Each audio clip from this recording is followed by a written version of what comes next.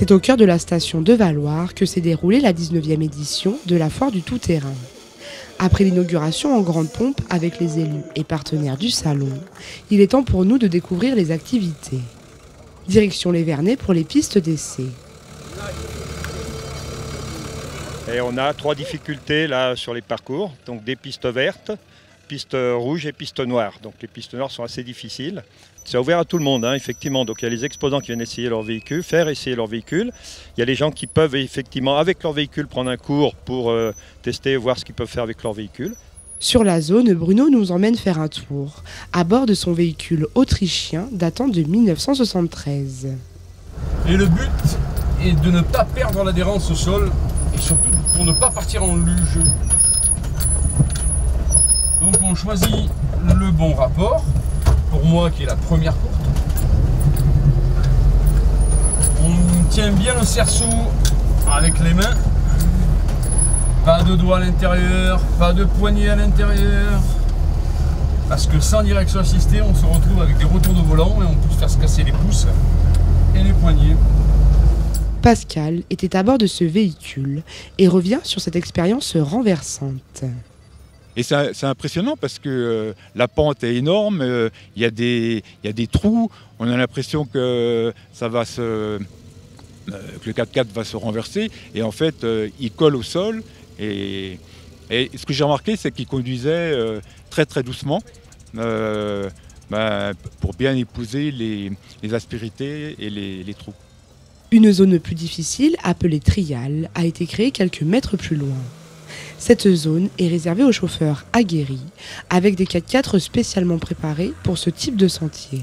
Toujours vérifier le parcours à pied, toujours. Comme ça on voit où on peut passer, si on passe pas avec le véhicule, pour éviter de le casser surtout. On reste dans le spectaculaire avec l'atelier croisement de pont de Daniel. Tout au long de la journée, des démonstrations de treuil sont organisées.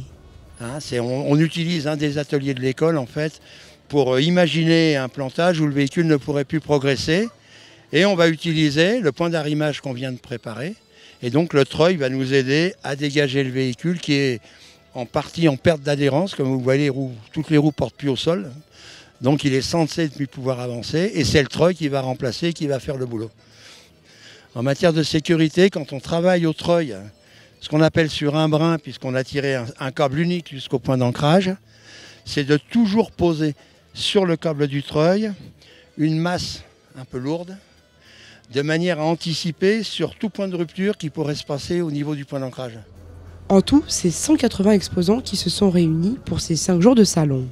Alors ça s'adresse à tout le monde, mais globalement on a un public de passionnés qui vient sur place chaque année.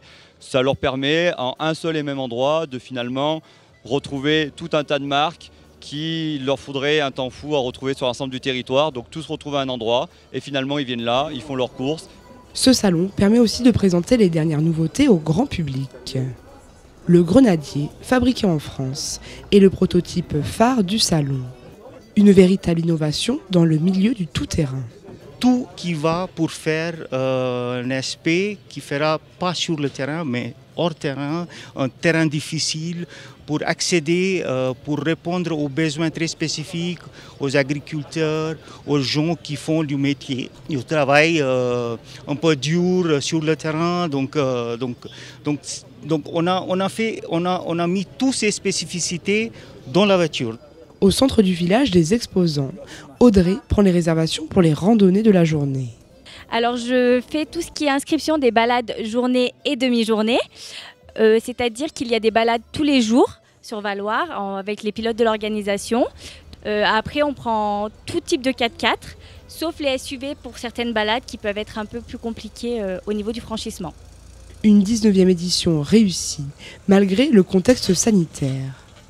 Un moment de partage et d'échange autour d'une même passion, le 4x4.